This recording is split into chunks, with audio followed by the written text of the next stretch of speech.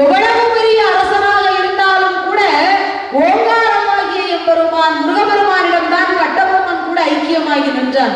திருச்செந்தூர் முருகபெருமானுக்கு உச்சிகால பூஜை முடித்தால்தான் கட்டபொம்மன் மதிய உணவே உண்பாராம். இது அவருடைய தினசரி வழக்கம். ஆனால் திருச்செந்தூர் இங்கு இருக்கிறது, பாஞ்சாலம் குறிச்சு அங்கு இருக்கிறது. இங்கு உச்சிகால பூஜை முடித்தது எப்படி கட்டபொம்மனுக்கு தெரியும்? அதற்காக கட்டபொம்மன் என்ன செய்கிறார், திருச்செந்தூரிலிருந்து கொஞ்சம் தூரம் தாண்டியதும் ஒரு கல்மண்டபம், அங்கே ஒரு வெண்கல மணி, இப்படி தன் அரண்மனை வரைக்கும் கட்டி வைத்திருந்தார். உச்சிகால பூஜை திருச்செந்தூர் செந்திலாண்டவனுக்கு முடித்ததும் இங்கே ஒரு மணி அடிக்கப்படும், இன்னொரு மண்டபத்தில் மணி அடிப்பார்கள். இது இறுதியாக பாஞ்சாலங்குறிச்சி கட்டபொம்மனுடைய அரண்மனை மணியில் போய் நின்று சேரும். அந்த மணியோசை கேட்டவுடன் தான் முருகனுக்கு உச்சிகால பூஜை முடிந்து விட்டது என்று சொல்லி கட்டபொம்மன் மதிய உணவே உண்பாராம்.